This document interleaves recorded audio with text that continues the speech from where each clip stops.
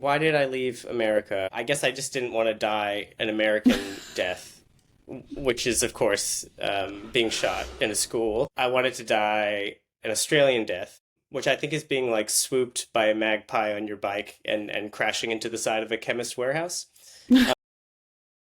Welcome to Luddite Sessions, where I speak to authors, artists, and thinkers about their work, their process, and how they use technology. Today, I'm joined by Chris Ames, author of I Made This Just For You, a collection of short stories that the blurb describes as the avatars of modern life. The stories feature memes, identity, shady startups, grief, and love. Basically, Chris, it sounds like this book was made for me as a reader. Thank you so much for joining me. Thanks for having me. It's awesome to be here. So, like I mentioned, this is an incredibly online book. It's got a lot of recognizable references to different meme or pop culture moments, but you don't have social media. So, how high is your screen time, or did you have an extremely online friend consult for you? Yeah, look, my screen time is a number that's between me and the Lord.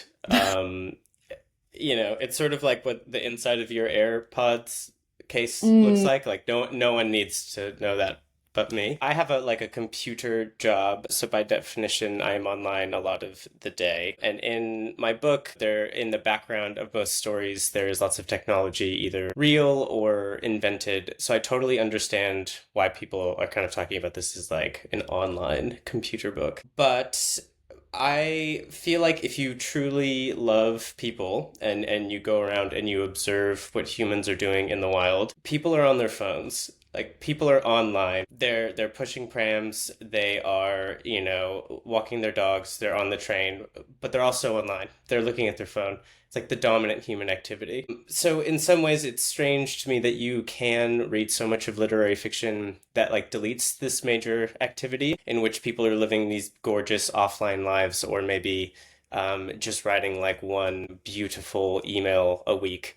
And it to me it's almost more fantasy than straight up fantasy books that have like a big dragon who tells you a riddle in the middle of it. So I get why people are talking about my book as an online book, but in some ways I want to push back against that because unless you are writing like specifically a historical novel, every book is an internet book. And I think that means two things. It's like one, writers need to find a way to make the digital interesting in their work. And I understand why so many people choose to omit it because it's not interesting to read about someone, checking their phone 3,000 times a day. But I think it's on us as creatives to find a way to represent that like low level simmer of the digital in our real lives in an interesting way.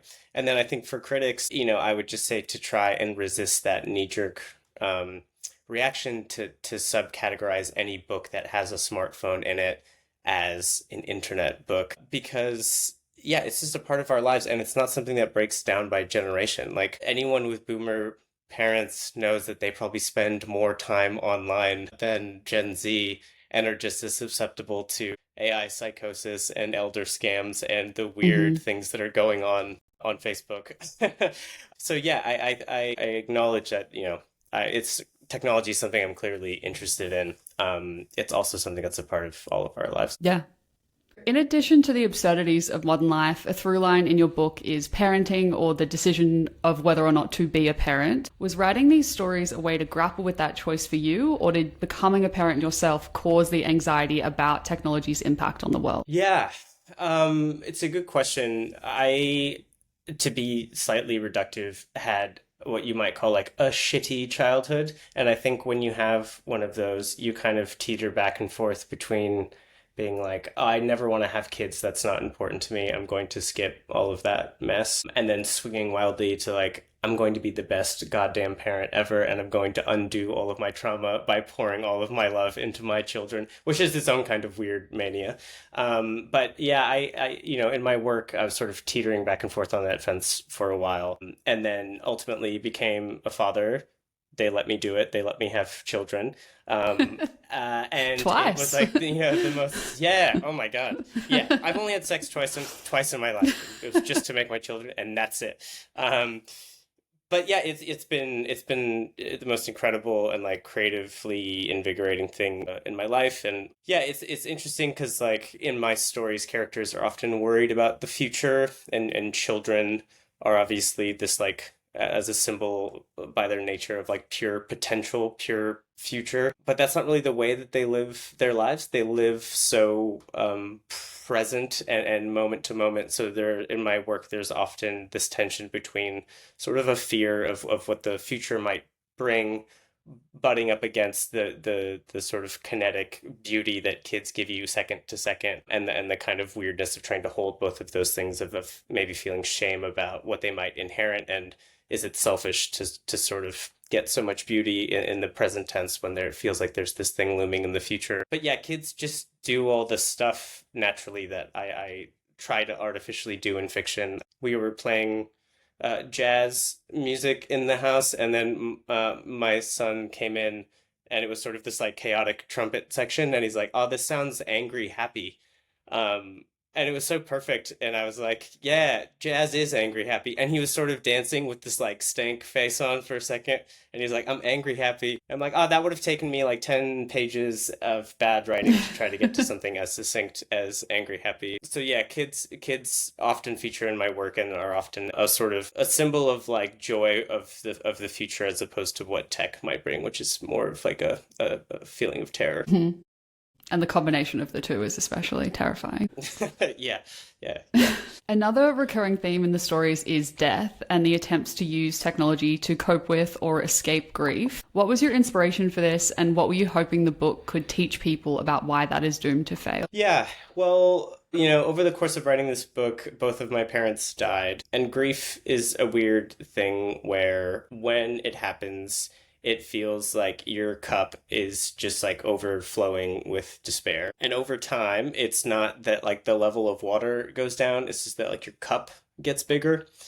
And I think the role of technology with that is really interesting because when I think about my dad dying, I think one of the reasons I was able to not get over, but sort of grow beyond that waterline of grief was because I had a very limited amount of artifacts that I could return to. There was a handful of voicemails, a handful of photos, and something I think about that, like when I die, my kids will have like terabytes of information about me and my thoughts and what I ate for breakfast and things I was worried about and 20,000 photos of me and all of my bad outfits. And I worry how that will affect their ability to sort of grow beyond that level of grief, because we live in a very weird time where with like no amount of technical skill required, it would be incredibly easy to drag all of that information into something like a chatbot and extend a relationship or chat with a weird version of me. And I know that maybe sounds like a sci-fi far-fetched thing, but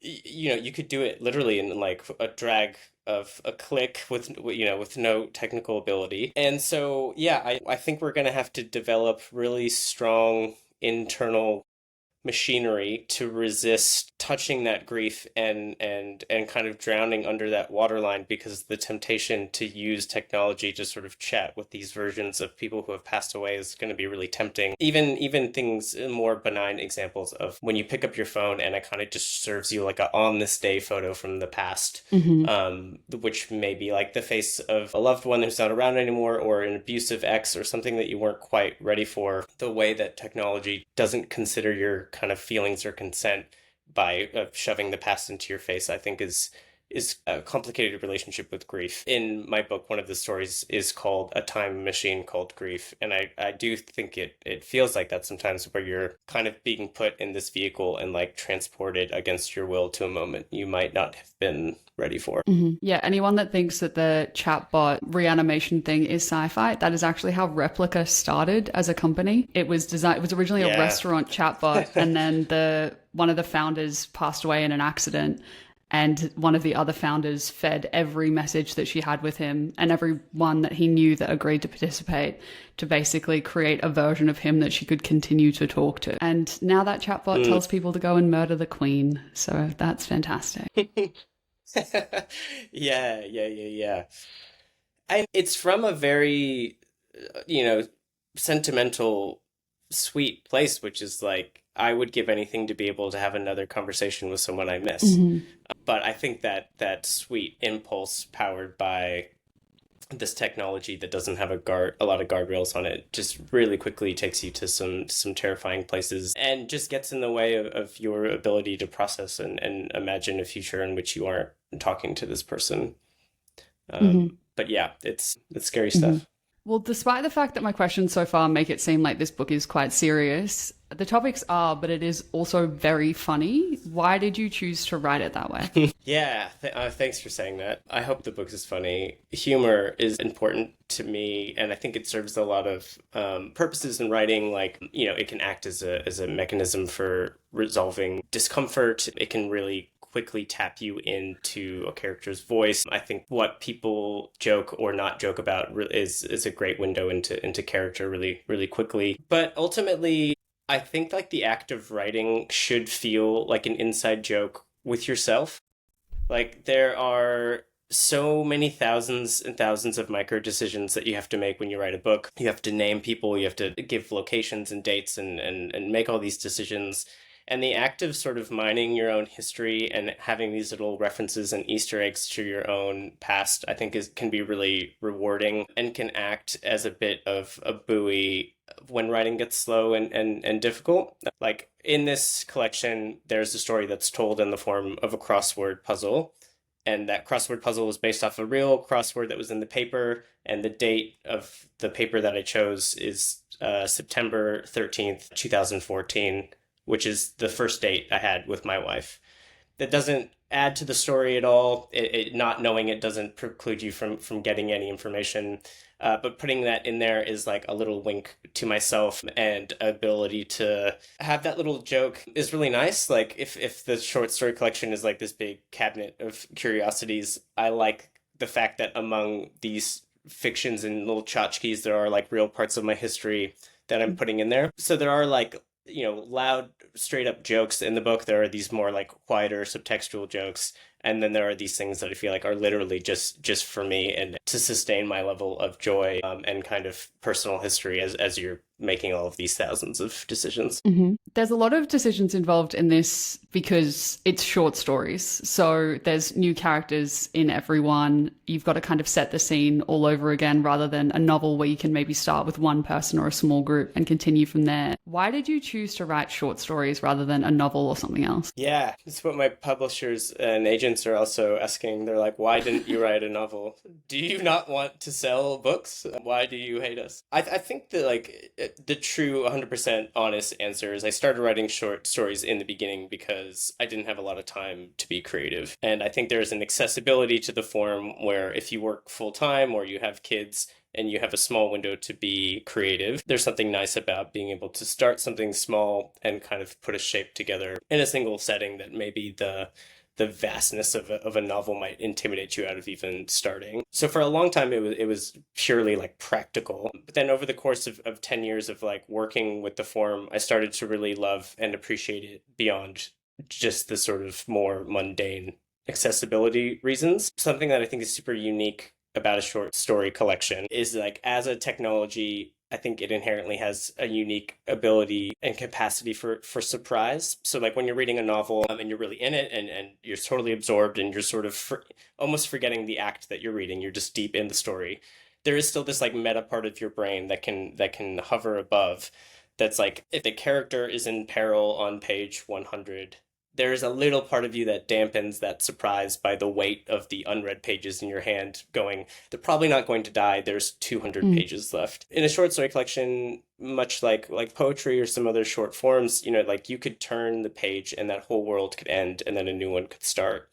And that ability creates like a kind of tight wire sense of tension of never knowing when things are going to end. And I think that makes it particularly suited to deal with themes of precarity or grief or loss, and to just have a sense of like propulsion and spontaneity to it that other forms can't, simply because of the weight of the unread. So yeah, I really love the short form, and think it's a really innovative space. And there's just a different contract with the reader where you can surprise them, and the reader might be more willing to go to weird places with you because of its brevity of like, yeah, I'll read a story in the form of a crossword or in the form of text messages or voicemails or search results because, it's only going to last a few pages and I'm willing to go somewhere strange with you. Yeah, that's why I always recommend to people that say, I haven't read a book since high school or I didn't even finish a book in high school. I always recommend a short story collection because one, you're not going to get intimidated out of reading it by starting on page one and going, oh my God, there's so much left. And also, if you don't like any of them, it's only there for a minute. You can just skip to the next one and you will hopefully find something in there that will get you back into reading. Yeah, for sure. I'm like, you're like there's like 17 stories. You're like one of them. Yeah. Exactly. It's a better hit rate than you'll get on like a social media feed. Yeah, or your money back, If you don't like any of the 17, just DM me and I'll Venmo you. Yeah. I don't think you're at much risk of that. I think these are all great. The book, like your own life, straddles Australia and the US. How have your experiences in both of these cultures impacted your writing and your humor? Why did I leave America? I guess I just didn't want to die an American death, which is, of course, being shot in a school. I wanted to die an Australian death, which I think is being like swooped by a magpie on your bike and crashing into the side of a chemist warehouse. Yeah, I have been lucky enough to spend time in both of these very beautiful countries. I think living in another country is a really good exercise for writers because you start to realize that these things that you held as like universal truths are simply these very arbitrary decisions that you've just grown accustomed to over time. Something as boring as like, what side of the road do you drive on? Or what season of the year does Christmas take place in? They're mundane examples, but I think it works, that muscle of like reprogramming your brain to remember there's always another way to be in the world. There's always another way of doing something. Try and let go of that feeling that you're right and that your perspective is the only one that matters when all you have to do is hop on a plane and there'll be millions of people who are doing it a different way. That like act and working that muscle and letting go of those things, I think is a really helpful thing. So obviously there is a ton of privilege with being able to travel and live in different countries, but if you're able, even for a short period of time, it's something I would definitely recommend to writers just for inspiration and looking for other ways to be in the world. I ask all of my guests, how did you use technology while writing your book? In your case, I'm inclined to ask, did you stop using technology while or after writing this book? Yeah, I mean, I'm not active online, which you've, made fun of or maybe praised, but it is purely praised. It's definitely praised. Thank you. It's like purely a skill issue versus some like big moral stance on like privacy or something. Like everything is stealing my data at this point. Like the smart vacuum is stealing my data, the fridge is stealing my data. They know everything about me. But it is purely because my brain is like a phone operating on 1%. And if I think of like a little joke or an insight or something, I just would rather put it into the work than use it online. But I have so much respect for people who are able to make interesting things online. And there are those authors who seemingly can write books and be funny and produce content and foster all these communities. And I'm in awe of those people, but I know myself enough to know that I'm not. And if I were to use what is a very low capacity brain on anything else, I just wouldn't be able to make work. So that's why I'm not on social media as much. In terms of like using technology for the book, beyond the boring, like I wrote it on a computer. Something I do is like I make sure all of my writing is in the cloud so that even if I have a spare few minutes, like waiting for the bus or whatever, I can't write anything beautiful on a phone, but I can read and review work or leave a comment. And you can get a ton of work done that way, especially if you have a computer job. I'm not advocating for time theft, but I'm also not advocating for time theft. If you send emails for a living, you probably have time where you could review some of your creative work during the day and get some of that done. If my boss is watching this, I've never done that in my life. The other thing I do, which is like, maybe psychotic, but once I have a draft done, I'll like go on long walks along the river where I push my daughter in her pram, and I'll have the text to speech robot read my draft back to me. It's very bad at reading, and that's the point, is like it creates so much authorial distance that I can pretend that someone else wrote it. and then I can be hypercritical and like catch all these things that when I'm reading silently to myself, my brain is like auto correcting to be better and not seeing those errors. So when the robot is reading in this really stilted way, I feel like I can actually hear how bad my work is. So yeah, if you ever see me in the world and I'm like, I have headphones in and I'm pushing my daughter and I'm making a face like I'm suffering from IBS or something, it's because I'm like cringing through my horrible writing as read by the bad text to speech robot trying to make it better in my brain. So yeah, like if you're someone who like flow and cadence is very important to you, I think passing the audio test is really important. Whether you read it out loud to yourself, you have a friend read it, or you have a soulless robot do it. It's a trick I definitely recommend to other writers. It's proof that necessity is the mother of invention, because a different parent author that I just interviewed said the same thing. She was in the car with her son when he was a baby, driving around trying to get him to sleep, and she would put it through her Bluetooth and just get the robot to read it so that she could amend it when she got home. Yeah. Oh, dang. Okay.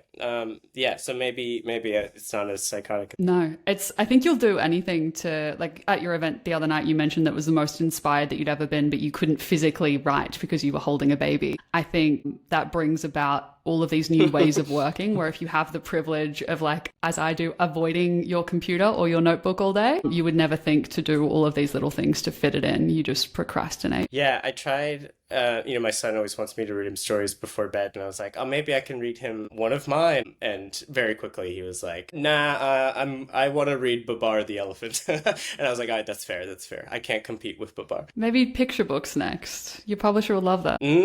Yeah. Jeez, they're just like, just write a novel. How many times do we have to say this? Just write a novel. Well, I can't wait to see what you do next. I really enjoyed this. Thank you so much for your time. Ruby, you're the best. Thank you for having me on.